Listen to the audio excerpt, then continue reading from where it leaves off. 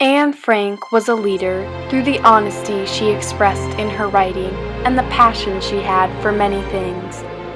Even though the Holocaust was a very hard time in Anne Frank's life, she remained optimistic that the war would end and happy about her life. She had confidence and focused on the good in everyone. Anne Frank was a leader through her great bravery during the Holocaust and during her family's time in hiding. Anne Frank is one of the most discussed Jewish victims of the Holocaust. She is remembered for her writing, specifically her diary. Many people would not have known what it was like to be a Jewish family in hiding during the Holocaust if it wasn't for her diary. She has changed the perspective of people across the world and given them a personal feeling of what the Holocaust was really like. Anne Frank was born on June 12, 1929 in Frankfurt, Germany. Otto Frank was Anne and Margot's father. Margot Frank was Anne's older sister, and Edith Frank was Anne and Margot's mother. The Frank family were liberal Jews. For Anne Frank's 13th birthday on June 12, 1942, Anne Frank received a notebook which she would use as a diary. Anne Frank would write in this diary from that day until August 1, 1944. In July of 1942, Margot Frank received a call-up notice from the Central Office for Jewish Immigration, ordering her to relocate to a work camp. Edith Frank was the first to see this notice, and immediately she began talking to Otto and the Van Pell family about going into hiding.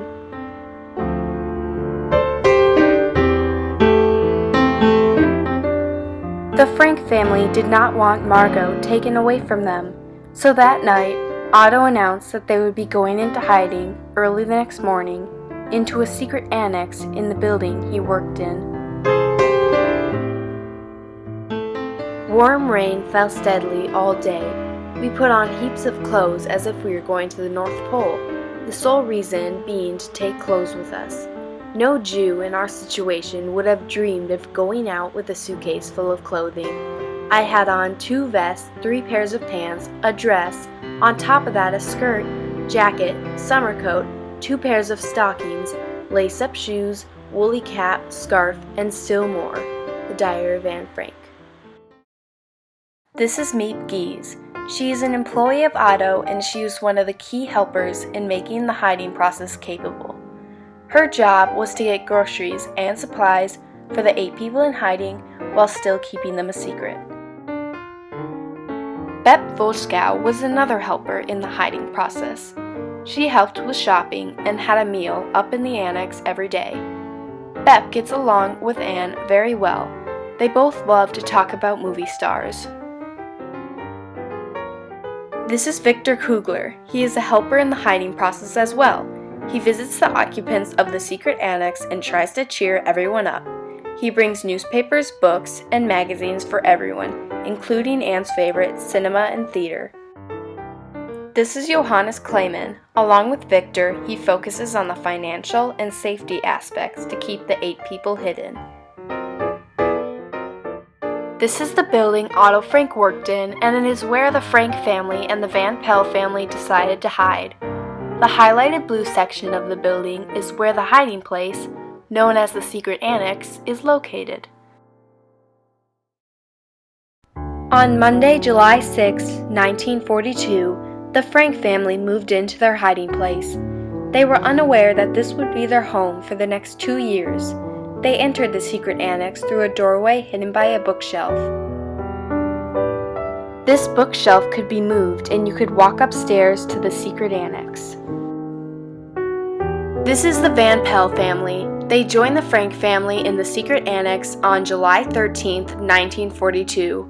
Peter is a 16-year-old and very shy. His parents tend to get in many arguments during their time in the secret annex.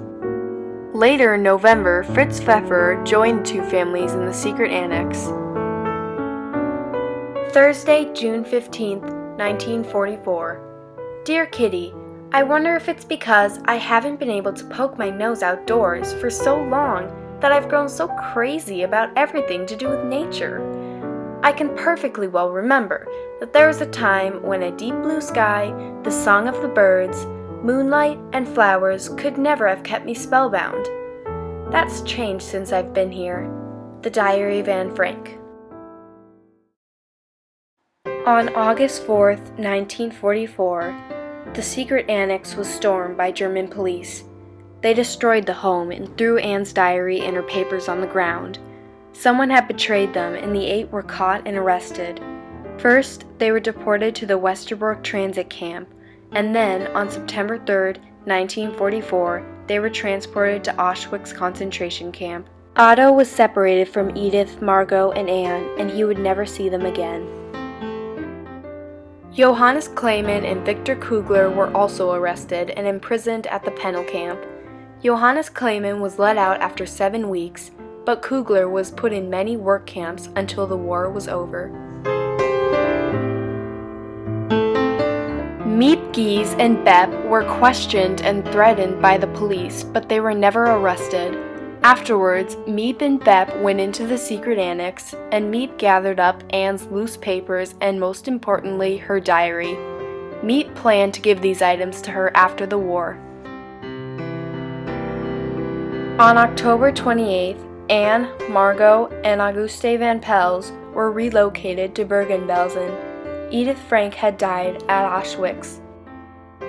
In March of 1945, Anne and Margot died at Bergen-Belsen concentration camp. It is unknown how they died and where they were buried. Here is the great news for which the world has been waiting for almost 6 long years. The Allies have announced that the Germans have surrendered unconditionally. The war in Europe is over. The enemy surrendered unconditionally to the Americans, British, and Russians. World War II had ended, and the liberation of concentration camps started happening everywhere. Bergen-Belsen, the location of Anne Frank's death, was liberated on April 15, 1945, only a few weeks after Anne Frank died. Otto survived the war, and when he returned, Miep gave him Anne's diary. Otto edited it and took out personal sections and decided he would try to publish it. On April 3, 1946, Jan Roman wrote an article about the diary titled Kinderstem, or A Child's Voice, in the daily Amsterdam newspaper Het Parool, and it got some publishers' attention. The diary was published in the Netherlands as Het Oudhuis, and it was published in Germany and France in 1950 and in the United Kingdom in 1952. The diary was translated and published in the United States in 1952 as Anne Frank, The Diary of a Young Girl. After the diary became known worldwide, Otto rescued the secret annex building from demolition and opened it to the public on May 3, 1960, and it has been a popular tourist site since then. If it wasn't for Anne Frank and her amazing diary, the world would just know information about the terrible events from the Holocaust. The world wouldn't know the feelings of someone who actually went through those events. Anne Frank's diary changes every reader's knowledge and feelings of the Holocaust. A leader is someone who leads the world to be a better place, and a leader changes people's thoughts on life and how to live one, and Anne Frank was a person who sure did that. Think of all the beauty still left around you, and be happy.